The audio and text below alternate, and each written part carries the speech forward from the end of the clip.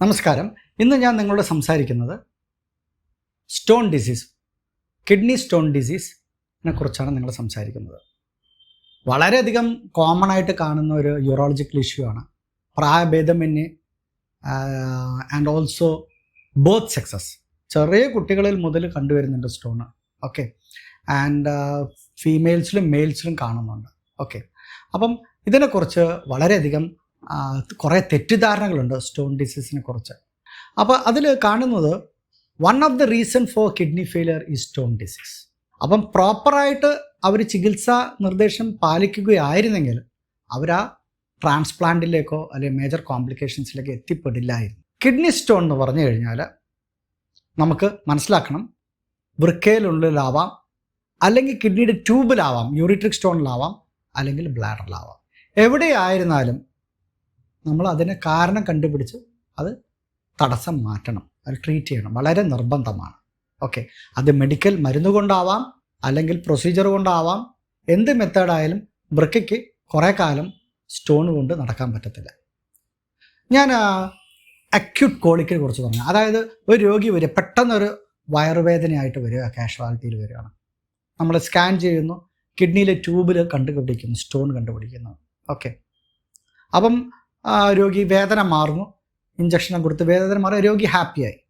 ഇപ്പോഴത്തെ investigation of choice എന്ന് പറഞ്ഞു കഴിഞ്ഞാൽ ഒരു കല്ല് രോഗി വരികയാണെങ്കിൽ first investigation is known contrast CT. പണ്ടത്തെ പോലെ അൾട്രാസൗണ്ട് അല്ല. കാരണം അൾട്രാസൗണ്ടിൽ ട്യൂബിലുള്ള കല്ല് നമുക്ക് മിസ്സാവും. ഒരു പ്ലെയിൻ CT എടുക്കാനുള്ള സൗകര്യം ഉണ്ടെങ്കിൽ ദാറ്റ് ഈസ് ദ ബെസ്റ്റ്. നമുക്ക് കല്ല് കണ്ടുപിടിക്കുന്നു. കല്ല് കണ്ടുപിടിച്ചു, ഫോർ എക്സാമ്പിൾ നമ്മൾ കിഡ്നിയിലെ ട്യൂബിൽ വന്ന് ബ്ലോക്കായി നിൽക്കുകയാണ്. വേദന, ഒരു കിഡ്നിയുടെ ഒരു വലിയൊരു 25 സെൻറ്റിമീറ്റർ ലെങ്ത് ഉള്ളതാണ്. അപ്പോൾ അവിടെ എവിടെയെങ്കിലും ട്യൂബ് വന്ന് ബ്ലോക്കായി നിൽക്കുന്നത് കണ്ടുപിടിക്കുന്നു. രോഗിക്ക് കാഷ്വാലിറ്റി ഇഞ്ചക്ഷൻ കൊടുക്കുന്നു, മരുന്ന് കൊടുക്കുന്നു. He's absolutely pain free. അതോടെ ട്രീറ്റ്മെൻറ്റ് അവസാനിച്ചിട്ടില്ല.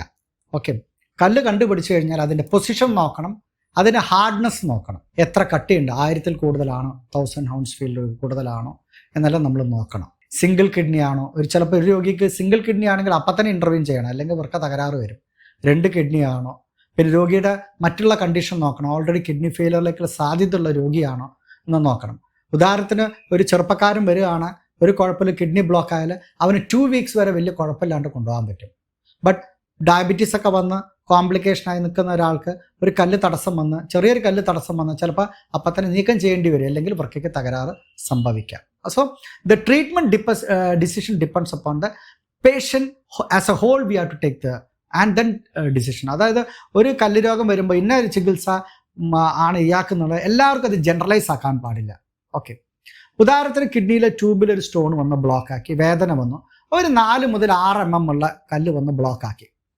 രോഗി ഇഞ്ചക്ഷൻ കൊടുക്കുന്നു, മരുന്ന് കൊടുക്കുന്നു, വേദന കുറഞ്ഞു പോകുന്നു. പിന്നെ അയാൾക്ക് ഒരു 2-3 ആഴ്ചത്തേക്ക് വേദനയില്ല. പേഷ്യൻ്റ് ഈസ് ഹാപ്പി, വേദന പോയി, അസുഖം പോയി. It's very dangerous. പിന്നെ നമ്മൾ സ്കാൻ എടുത്ത് നോക്കുമ്പോൾ അവിടെ തന്നെ കല്ല് കെട്ടിക്കിടക്കുകയാണ്, ബ്ലോക്കായി നിൽക്കുകയാണെങ്കിൽ അതിൽ വൃക്കയുടെ പ്രവർത്തനം കുറയുമ്പോഴാണ് വേദന പോകുന്നത്. കല്ല് തടസ്സം വരികയും വേദന ഇല്ലുകയും ചെയ്ത് കഴിഞ്ഞാൽ ഏറ്റവും ഡേഞ്ചറസ് സൈനാണ്. Because kidney working goes down and kidney goes to sleep. നമുക്കൊരു വൃക്ക തടസ്സം, കല്ല് രോഗം വരുമ്പോൾ 2 ആഴ്ചയാണ് അതിൻ്റെ ഒരു തടസ്സമൊക്കെ കിഡ്നിക്ക് താങ്ങാൻ പറ്റുള്ളൂ. പക്ഷെ രോഗിക്ക് മൂത്രം ഒഴിക്കുന്നുണ്ടാവും, കാരണം 2 കിഡ്നി ഉണ്ടെങ്കിൽ മറ്റുള്ള വൃക്ക, ഓപ്പോസിറ്റ് വൃക്ക പ്രവർത്തിക്കുന്നുണ്ടാവും, മൂത്രം നന്നായി പോകുന്നുണ്ടാവും, ബ്ലഡിൽ ക്രിയാറ്റിൻ മറ്റേ ബ്ലഡ് ടെസ്റ്റ് ഒക്കെ ചെയ്യുമ്പോൾ ഒക്കെ നോർമലായിരിക്കും. But the obstructed kidney may go to sleep. അത് ഉറങ്ങിപ്പോവുകയും പയ്യെ 2 ആഴ്ചയാണ് ഒരു വൃക്കയ്ക്ക് തടസ്സം താങ്ങാനുള്ള കരുത്തുള്ളൂ. അത് കഴിഞ്ഞാൽ അതിൻ്റെ കോശങ്ങൾക്ക് ഡാമേജ് വന്നുകൊണ്ടിരിക്കും. ചിലപ്പോൾ ഒരു 3 മാസം കഴിഞ്ഞ് അയാൾ ഒഴിച്ചു പോകും കല്ല്. അങ്ങനെ വെച്ച് രോഗി ഹാപ്പിയാകും. ബട്ട് ദ ഡാമേജ് ഉണ്ടാവേണ്ട ഡാമേജ് ഓൾറെഡി ഉണ്ടാവും. അതുകൊണ്ടാണ് പറയുന്നത്, ഒരു വൃക്ക തടസ്സം വന്നു കഴിഞ്ഞാൽ ഒരു 2 വീക്സിൽ കൂടുതൽ ആരോഗ്യമുള്ള വ്യക്തി ആയാൽ പോലും വെയിറ്റ് ചെയ്യരുത്. ചെറിയ കല്ലാണെങ്കിൽ പോലും ചിലപ്പോൾ നീക്കം ചെയ്യേണ്ടി വന്നേക്കാം. ഫോർ എക്സാമ്പിൾ 4 to 5 mm ഉള്ള സ്റ്റോൺ 60 to 70% മരുന്ന് കൊണ്ട് തള്ളിപ്പോണ്ടതാണ്. പക്ഷേ അത് ബ്ലോക്കായി അവിടെ തന്നെ നിൽക്കുകയാണെങ്കിൽ നമ്മൾ നീക്കം ചെയ്യണം. നിർബന്ധമായിട്ട് 2 വീക്സിൽ കൂടുതലാണെങ്കിൽ നീക്കം ചെയ്യണം. ദ റീസൺ ഇസ് ദാറ്റ് ചിലപ്പോൾ നമുക്ക് വളരെ ചെറിയ കുട്ടിയായിരിക്കും സൈസിൽ, എന്നിരുന്നാലും പോലും ചില കുട്ടിക്ക് സിസേറിയൻ ചെയ്യേണ്ട ആവശ്യമുണ്ട്, ഇൻ്റർവ്യൂൻ ചെയ്യേണ്ടി വരും. 10ാം മാസത്തിൽ വേദന ഇല്ലെങ്കിൽ നമുക്ക് ഇൻ്റർവ്യൂൻ ചെയ്യേണ്ടി വരും. അതേപോലെ തന്നെയാണ് കല്ലിൻ്റെ രോഗം വന്ന് ട്യൂബ് ബ്ലോക്ക് ആയാൽ വേദന വരണം. വേദന വരുന്നത് നല്ല ലക്ഷണമാണ്. കല്ലിൻ്റെ മൂവ്മെൻറ്റിൻ്റെ പെയിനാണത് കാണിക്കുന്നത്. വേദന ഉണ്ടെങ്കിലേ കല്ല് പോകത്തുള്ളൂ. പ്രസവവേദന ഉണ്ടെങ്കിൽ പ്രസവിക്കുന്ന പോലത്തിലെയാണ് കല്ല് രോഗം വന്നു കഴിഞ്ഞാൽ കല്ല് പോവണമെങ്കിൽ വേദന വരണം. അല്ലാണ്ട് പെയിന് പോയി കഴിഞ്ഞാൽ കിഡ്നിയുടെ വർക്കിംഗ് കുറയുകയാണ് ചെയ്യുന്നത്. തടസ്സമുണ്ടാക്കി കല്ല് പോകാണ്ട് അവിടെ നിൽക്കുകയാണ്, വർക്കിംഗ് കുറയും.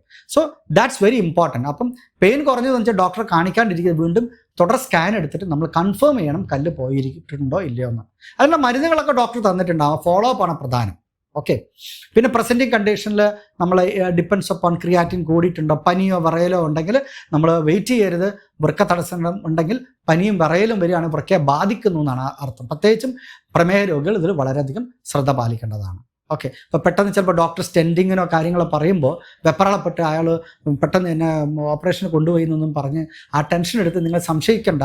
നിങ്ങളുടെ വൃക്ക സുരക്ഷിതമാക്കണമെങ്കിൽ of course you take a second opinion and go ahead. But ഞാൻ ഒത്തിരി കേസ് കണ്ടിട്ടുണ്ട്, വളരെ സങ്കടം തോന്നും. ആ രോഗികൾ സ്കാൻ ഇങ്ങനെ അടിക്കടിക്ക് കൊണ്ടുതരും, ഇങ്ങനെ 6 മാസത്തെ സ്കാനൊക്കെ വെച്ചിട്ട് block. Then this because patient doesn't have trust. അദ്ദേഹത്തിന് അതിനുള്ള ഒരു വിശ്വാസം ഇല്ലാത്തത് കൊണ്ടാണ് പല മരുന്നുകളും കഴിച്ചിട്ട് നമുക്ക് കല്ല് പോയി. എന്ത് മരുന്ന് വേണമെങ്കിൽ കഴിച്ചോളൂ, 2 ആഴ്ചയിൽ പോയില്ലെങ്കിൽ വളരെയധികം ശ്രദ്ധിക്കണം. പിന്നെ നെക്സ്റ്റ് ചികിത്സ വരുന്നത് വൃക്കയുടെ ഉള്ളിലുള്ള കല്ലാണ് പറയുന്നത്. കിഡ്നീൻ്റെ ഉള്ളിലാണ് 3-4 അറകളുണ്ട്, കാലിക്സ് എന്ന് പറയും. സുപ്പീരിയർ കാലിക്സ്, മിഡിൽ കാലിക്സ്, അറകളിലാണ് കിടക്കുന്നത്.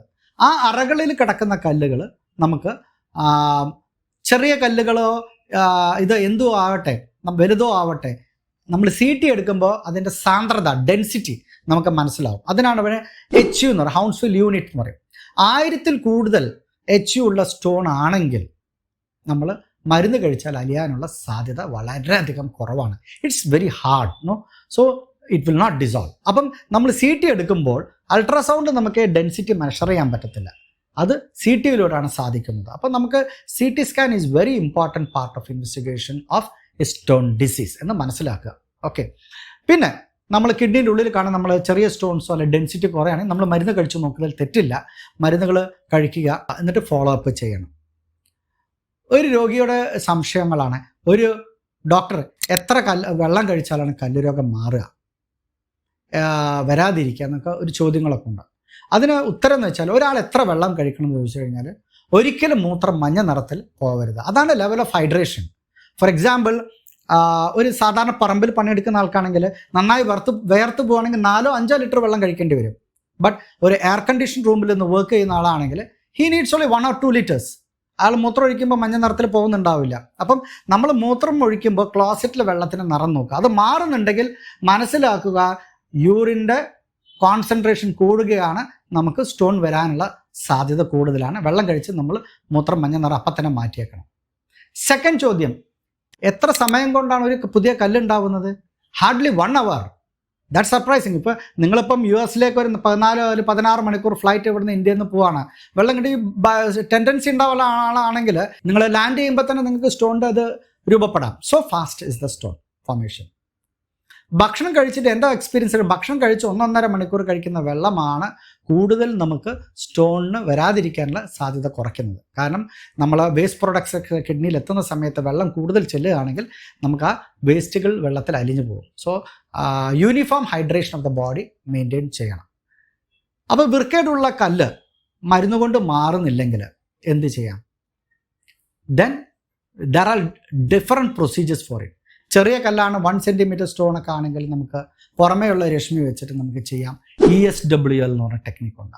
വളരെ ഹാർഡ് സ്റ്റോൺ ആണെങ്കിൽ ESWL ഇസ് നോട്ട് എഫക്റ്റീവ്. പിന്നെ പേഷ്യൻസ് രക്തം കട്ടയാവാതിരിക്കാൻ മരുന്നൊക്കെ കഴിക്കുകയാണെങ്കിൽ ചിലപ്പോൾ ESWL ഷോക്ക് വേവ്സ് കൊടുക്കുന്ന സമയത്ത് ചിലപ്പോൾ കിഡ്നിയിൽ ചെറിയ ബ്ലഡ് ക്ലോട്ട്സ് ഒക്കെ ഉണ്ടാവാൻ സാധ്യത ഉണ്ട്. പിന്നെ PCNL ഓർ മിനിപ്പർ, കിഡ്നി തുളച്ചു പോകുന്ന സംവിധാനമുണ്ട്.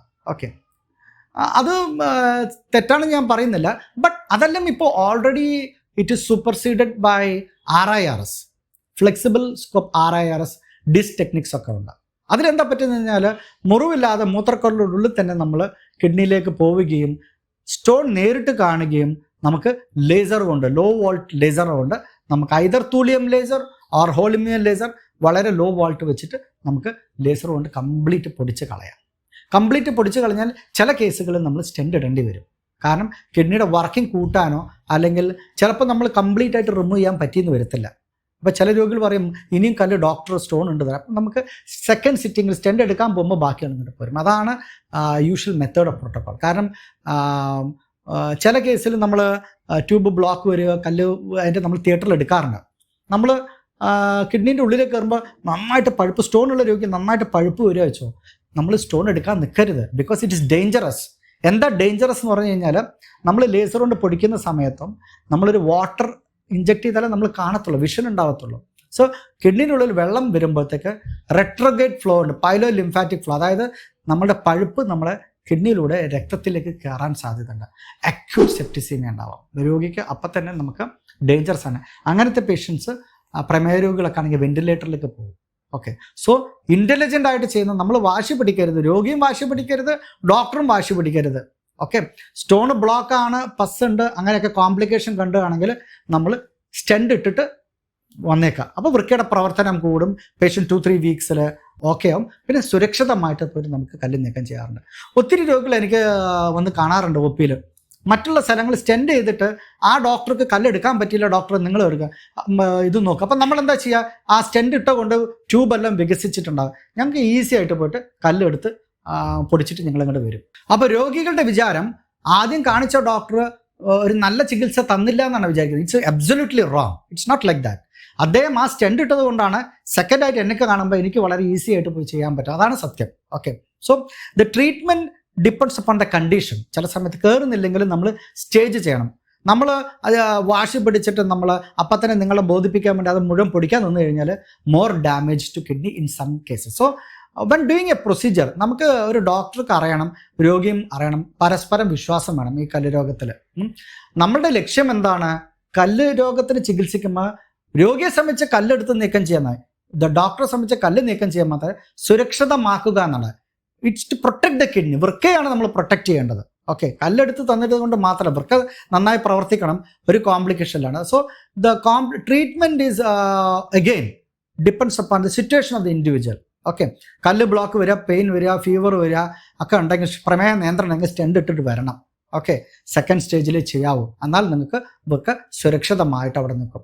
പിന്നെ നമ്മൾ ആദ്യത്തെ സിറ്റിങ്ങിൽ തന്നെ 100% കല്ലെടുക്കാമെന്ന് ആ ഒരു ഇതിൽ പോവരുത്. ഡോക്ടറും പോവരുത്, രോഗിയും ആ എക്സ്പെക്റ്റേഷൻ ചെയ്യരുത്. ചിലപ്പോൾ നമ്മൾ കല്ല് പൊടിക്കുമ്പോൾ ഊസിങ്ങോ പസ്സോ കാണാം, അവിടെ നിർത്തണം. സോ അത് മനസ്സിലാക്കാനുള്ള ഇൻ്റലിജൻസ് പേഷ്യൻസും കാണിച്ചു കഴിഞ്ഞാൽ, പരസ്പരം വിശ്വാസം ഉണ്ടെങ്കിൽ കല്ല് രോഗം വളരെയധികം ഫലപ്രദമായി ചികിത്സിച്ച് മാറ്റുകയും വൃക്ക തകരാറില്ലാണ്ടാക്കാനും പറ്റും. ആൻഡ് ഓഫ് കോഴ്സ് ഒരു പ്രാവശ്യം കല്ല് രോഗം വന്നു കഴിഞ്ഞാൽ in another 5 years 50 to 60% chance of recurrence is there. അതിനെന്താ ചെയ്യേണ്ടത്? ഞാൻ പറഞ്ഞ പോലെ വെള്ളം ധാരാളം കഴിക്കുക, സ്റ്റോൺ കിട്ടിയാൽ അത് ടെസ്റ്റിന് വിടുക, പിന്നെ അതിനുള്ള ഭക്ഷണ പദാർത്ഥം ക്രമീകരണമൊക്കെ പിന്നെ എല്ലാം ഞങ്ങൾ ഡിസ്ചാർജ് ആകുമ്പോഴൊക്കെ രോഗികൾക്ക് ഒരു ലിസ്റ്റ് കൊടുക്കുന്നുണ്ട്. അതിൽ കഴിയുന്നത്ര നമ്മൾ ഭക്ഷണ പദാർത്ഥങ്ങളും കാര്യങ്ങളും ഒക്കെ നമുക്ക് മോഡിഫൈ ചെയ്ത് കഴിഞ്ഞാൽ ഒരു പരിധി വരെ കല്ല് രോഗം നമുക്ക് തടയാൻ പറ്റും, വൃക്ക സുരക്ഷിതമായിട്ട് കൊണ്ടുപോകാനും പറ്റും. ഈ കിഡ്നിയിൽ ട്യൂബിൽ കാണുന്ന ചികിത്സ വരുമ്പോൾ നമ്മൾ URS ആണ് ചെയ്യുന്നത്. അത് നമ്മൾ നേരെ റിജിഡ് സ്കോപ്പ് ഇട്ടിട്ട് നമ്മൾ ലേസർ കൊണ്ട് പൊടിക്കുന്നു. കിഡ്നീൻ്റെ ഉള്ളിലാവുമ്പോൾ നമ്മൾ RIRS, അതായത് റെട്രോഗ്രേഡ് ഇൻട്രാറീനൽ സർജറി, പലതരം കാലിക്സ് അറകളിലുള്ളത്, ആ അറകളിലൊക്കെ നമുക്ക് ഈ കൺട്രോൾ ചെയ്യാം, താഴെ നിന്ന് കൺട്രോൾ ചെയ്യുകയും നമുക്ക് കാണുകയും സുരക്ഷിതമായി ലേസർ കൊണ്ട് പൊടിച്ചിട്ട് നമുക്ക് ഇറങ്ങി വരാം. സാധാരണഗതിയിൽ കോംപ്ലിക്കേഷൻസ് ഒന്നുമില്ലെങ്കിൽ URS ചെയ്ത പേഷ്യൻറ്റോ RIRS ചെയ്ത പേഷ്യൻറ്റ് സ്റ്റെൻഡ് ഉണ്ടെങ്കിൽ സ്റ്റെൻറ്റിൻ്റെ ചെറിയ സിംറ്റംസ് ഒക്കെ കാണാറുണ്ട്. മൂത്രമൊഴിക്കാൻ ബുദ്ധിമുട്ട്, ഇടയ്ക്കിടയ്ക്ക് ഒഴിക്കുക, അതൊക്കെ. അതല്ലാണ്ട് വലിയ കോംപ്ലിക്കേഷൻസ് ഒന്നും കാണാറില്ല.